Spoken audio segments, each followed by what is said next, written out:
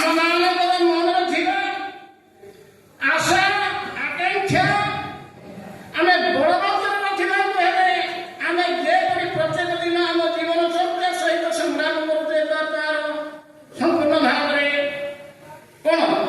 ନା ଆମ ଜୀବନର ଆମ ଜିଜ୍ଞାସାର କେମିତି ପ୍ରତ୍ୟେକ ଦିନ ପ୍ରକ୍ଷାଳନ କରୁଛେ ଯଦି ଏ ସାହିତ୍ୟ ସଂସଦ ପ୍ରତି ବା ଆମେ ଭାଗବତୀ ସାହିତ୍ୟ ସଂସଦ ପ୍ରତି ଯଦି ମନରେ ଟିକେ କିଛି ସମସ୍ତଙ୍କର ଚିନ୍ତାଧାରା ରହିବ ତାହେଲେ ଆହୁରି ମଧ୍ୟ ଆଗେଇବ, ସେଥିରେ ସନ୍ଦେହର ପ୍ରକାଶ ନାହିଁ। ମୁଁ ଏତିକି କଥା ଗୋଟିଏ କଥା କହିବି, ଆଜି ରାଜା ନାହାନ୍ତି, ପାରିଷଦ ବର୍ଗ ନାହିଁ, କିନ୍ତୁ ସାହିତ୍ୟ ମନ୍ତ୍ରୀ ରହିଛି। ସେ ରଜମଣି ସାହିତ୍ୟ ହଉ, ଆଜି ସେ ରାଜଦରବାର ସାହିତ୍ୟ ହଉ, ଆଜି ବଞ୍ଚି ରହିଛି। ତାହା ହୁଏତ ଆମ ସାହିତ୍ୟିକ ଆଳଙ୍କାରିକ ରୀତି ମାଧ୍ୟମରେ ହୁଏତ ଆମ ମାନସପଟକୁ ହୁଏତ ଉଦ୍ବୋଧନ ବା ପ୍ରବୋଧନ କରୁଛି, କିନ୍ତୁ ଆଜିର କବିତା ଆଜିର ସାହିତ୍ୟ ସେ ସାହିତ୍ୟଟାର ବହୁତ ବଦଳି ଯାଇଛି। ତାହା ରାମକୃଷ୍ଣ ରାଧା ସୀତାର ସାହିତ୍ୟ ନହେଇ ଆମ ଗାଁର ରାମା ଆମ ଗାଁର କୁଶୁଳିଆ ଯାହାକୁ କୃଷ୍ଣ ବୋଲି କହୁଛେ ଆଜି ଗାଁର ମହିଳା ମାନଙ୍କର କଥାକୁ ଯେଉଁ ସାହିତ୍ୟ ପ୍ରମାଣ କରିଛି ତାହା ହେଉଛି ବାସ୍ତବିକ ସାହିତ୍ୟ, ଯାହାକୁ ରବି ଠାକୁର ସୁନ୍ଦର ଭାବରେ କହିଥିଲେ ছোট প্রাণ ছোট কথা ছোট ছোট দুঃখ কথা নিতান্ত সহজ সর সহস্র বিস্মৃতিরাদি প্রত্যহে উঠেছে ভাসি তারি দু চারটি অশ্রুত নাহি ঘটনা নাহি ঘটনা ঘটা নাহি তত্ত্ব নাহি উপদেশ অন্তরে অতুত্ত রবে সাঙ্গ করি মনে হবে শেষ হয়ে হয় না শেষ। আদি কাব্য কবিতা নাটক প্রবন্ধর রূপক পরিবর্তন করা যাইছে সাধারণ জীবনের মূল্যার কথাকে নেই। जो जीवन जो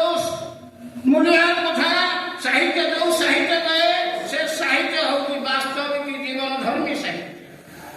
कारण दिन थिला आम पौराणिक किंवदंतीमूलक तथा काल्पनिक साहित्य माध्यम बुणी रही एपरिक आम जदि हिसाब करवा आमर राधानाथ साहित्य पर्यंत भी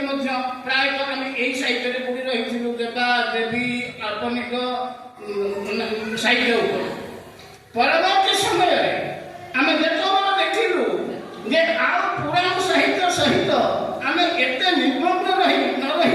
आम जीवन साहित्य आलोचना करूँ सेबे ही आम साहित्य आहरी उत्कर्ष होती आम जीवन कथा कही आम जीवन कथा को वर्णना करी आज गरीब पाखे धनी धनी पाखे गरीब भितर पार्थक्य को से सते जेपरी वर्णना कर समाज को बारंबार अहरह दर्शाई जाऊँगी हे मनीष धनी धनी नुहे के गरीब कहीं नुह धनी कहीं नुह प्रत्येक मनुष्यर जीवन एक आम एक एवं अभिन्न होगा आम भितर थिबा से जो उच्च नीच भेद भाव ये जो प्रकार समस्या से समस्या को कदापि रखा ना यहाँ के मनीष कहे साहित्य कहे हुए तो कही टे पूर्व कवि हूँ ब्रह्मा कारण ब्रह्मा जहाँ सृष्टि करती ताही हूँ स्रष्टा जहाँ सृष्टि हुए से स्रष्टा सृष्टि बोली आम कहू तेणु से साहित्यिकर लेखनी में आज साधारण दिन मूल्यार कथा को कहुई आज साधारण जीवन कथा कहुई